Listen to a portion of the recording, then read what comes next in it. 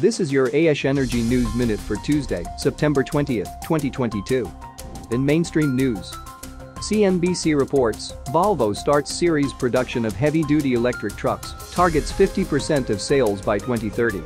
Volvo Trucks said Wednesday that production of 3 heavy-duty electric truck models was now underway, with its president telling CNBC that the news represented a big moment for the firm. In a statement, Volvo Trucks said the electrified Volvo FM, Volvo FMX and Volvo FH vehicles could run at a weight totaling 44 metric tons. The company said production was beginning at a facility in Gothenburg, Sweden.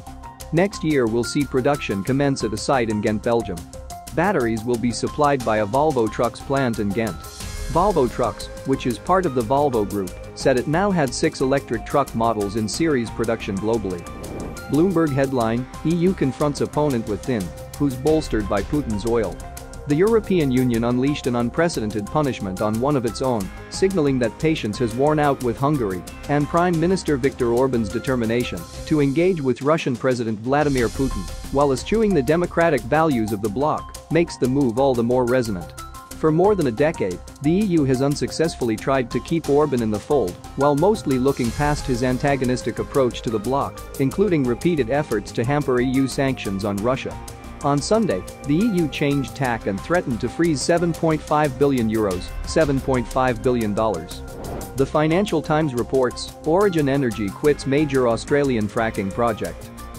Wall Street Journal headline, Households a wild card as Europe moves to end Russian gas dependence. A painful push by businesses to cut their natural gas use is bringing Europe closer to its goal of weaning itself off Russian energy. Getting consumers to follow suit might prove more difficult. Businesses, facing skyrocketing prices during a widening economic conflict running in parallel with Russia's invasion of Ukraine, have ratcheted down their gas use in recent months. The reduction has exacted a significant economic cost, with slowing production at chemical plants and closed metals factories now widely expected to tip Europe into a recession. Forbes headline, Elon Musk, civilization will crumble without oil and gas in short term. Tesla CEO and world's richest person Elon Musk on Monday backed additional efforts to drill for natural gas and oil in the short term, in line with his recent change in tune on the use of non-renewable sources like fossil fuels and nuclear energy. Speaking at a conference in Norway, Musk claimed civilization will crumble if the world halted the use of oil and natural gas and called for continued drilling and exploration of fossil fuel sources, Reuters reported. The billionaire suggested that the transition to green energy sources will take decades and that fossil fuels will be needed in the meantime. BBC reports, energy bills to be capped at £2,500 for typical household.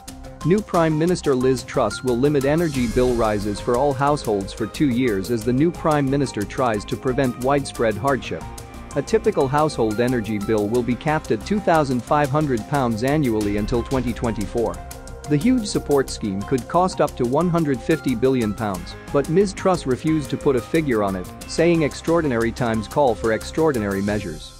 Businesses will get help, with prices capped for 6 months, a shorter period of protection than many had hoped for.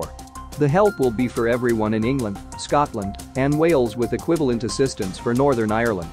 EnergyLiveNews.com reports. Macquarie sells North Sea offshore wind farm stake. Macquarie European Infrastructure Fund V's 15.5% stake in Link's offshore wind farm in the North Sea has been sold to funds managed by Octopus Energy Generation. Links is situated in the North Sea, 8 kilometers off the east coast of England.